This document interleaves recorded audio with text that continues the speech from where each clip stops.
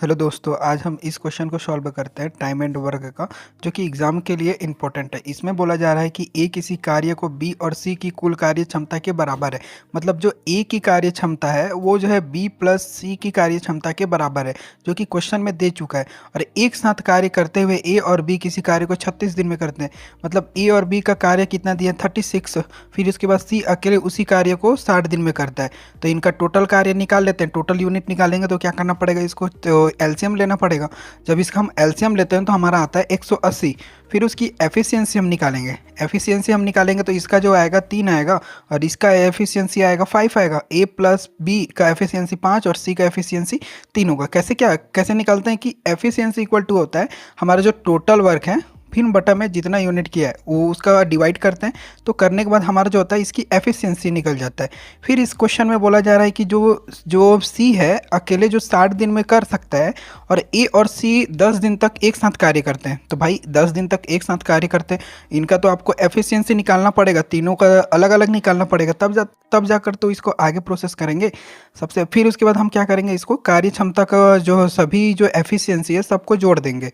अब इसके बाद हम जोड़ेंगे तो हमारा आएगा 8 यूनिट। 8 यूनिट आने के बाद हम इसमें जो है सभी का अलग अलग एफिशिएंसी निकालेंगे।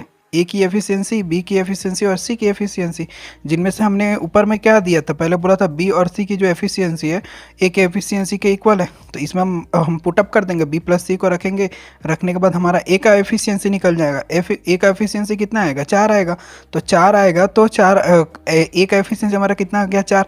जिनमें से हमने सी का एफिशिएंसी कितना निकाला है, 3 निकाला है। तो अब निकालना हमको किसका है, बी का एफिशिएंसी। भाई कॉमन सेंस है, B plus A plus B equal to 5 है। तो अगर उसको पक्षांतर करेंगे तो हमारा कितना आएगा, तो बी के एफिशिएंसी हमारा कितना आ जाएगा, 1 आएगा। क्योंकि हमारा ए का तो 4 दिया ही दिया है ना, 5 में से अगर हम लोग 4 घटाएंगे तो 1 ही तो आएगा ना, उसको पक्षांतर करेंगे तो।